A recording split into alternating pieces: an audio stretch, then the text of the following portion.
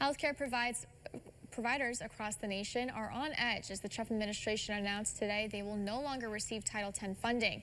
Now, officials and reproductive rights groups across New York State are firing back. 12 News' Brian Melanson brings us more. This week, outrage from reproductive rights groups across the Empire State.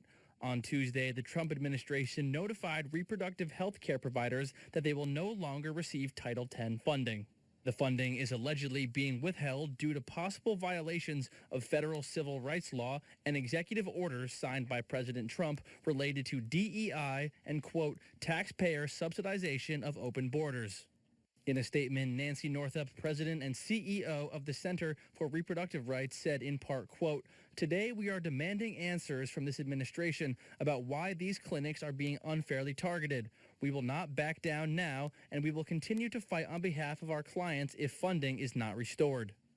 New York Attorney General Letitia James echoed that sentiment, saying, quote, "Cutting funding for healthcare providers that offer reproductive care to millions of people across the country is cruel and shameful.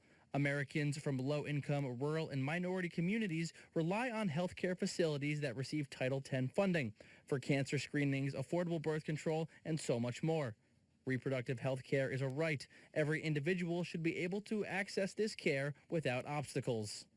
All of this comes in the wake of last week's announcement from the Department of Health and Human Services that it plans to fire 10,000 workers. The Department of Health and Human Services has given Planned Parenthood 10 days to provide evidence that it will follow President Trump's executive orders before coming to a decision on its funding. Reporting in Binghamton, Brian Melanson, 12 News, Broome County.